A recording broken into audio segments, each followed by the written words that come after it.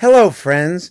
This is Dave Hurwitz, executive editor at ClassicsToday.com, here with the greatest recordings ever.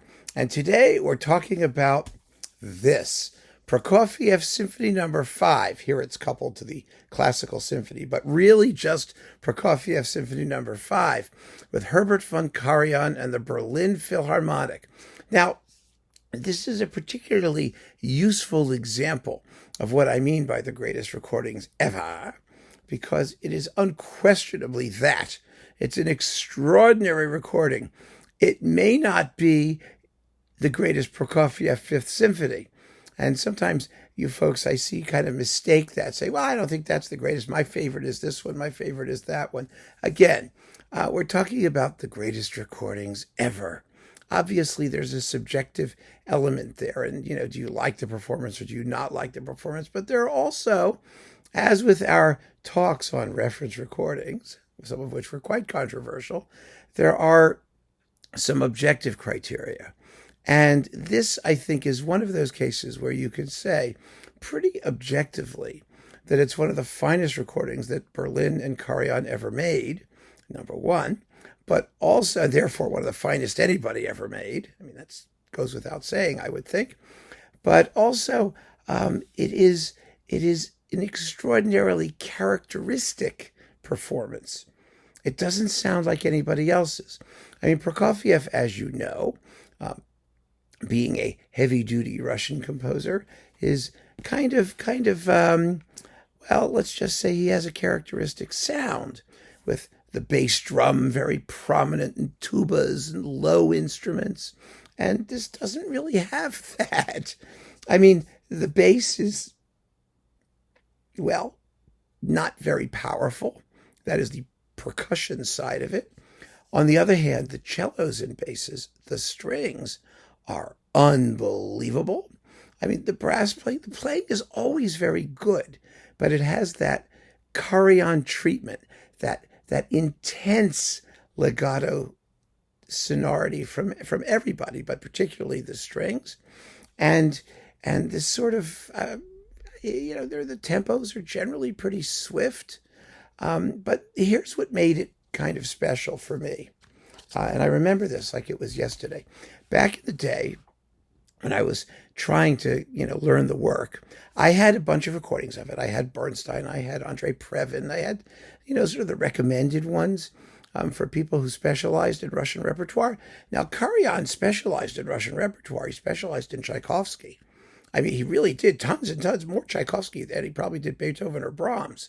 So he was a Tchaikovsky guy, but not much else. There was that Shostakovich 10th, and there was this Prokofiev 5th, which I hadn't heard.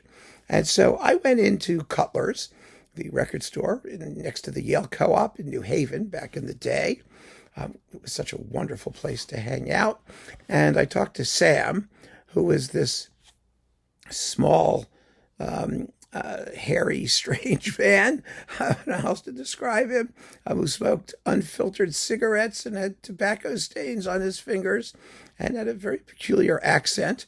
It could have been British. It could have been from Boston. It didn't really make much difference. And I said to him, I want a Prokofiev Fifth that has percussion parts, because, of course, how can you do Prokofiev Fifth without the huge climax at the end of the first movement with the crashing tam-tam and cymbals? And I've done videos about that and about this. And he said, oh, no, I think you'll be fine. Give it a shot, So I bought it. And in those days, that was a considerable investment because Deutsche Grammophon was an import label. It was premium priced. It didn't sit in the regular bins at Cutler's where you just whiffled through things. It was in the back where everything was kept in numerical catalog order, as a lot of classical shops operated back then. So I took it home and I started with the end of the first movement. I sort of wanted to hear the coda to see what it was going to be like, whether there would be any tam-tam or cymbals. And I cranked it up as loud as I could. And first you hear the strings. I was a little bit taken aback because, the low trumpets are going, wah, the piano and bass drum and timpani have those rolls. And there's not much bass drum there. But then the horns and strings come in with boom, ba, ba, boom, ba, ba, ba, ba. And there's like this wall of sound. It just pushed you backwards. It was extraordinary. It was amazing. The intensity, the density of that sound. It was a sonority unlike I'd heard it in any other recording. I mean, you really only heard from Karajan in Berlin when they were really at the peak of their game. And so finally you're getting to the climax, and there's this suspended cymbal thing, swish, da da da da da da da da da da da da da da da.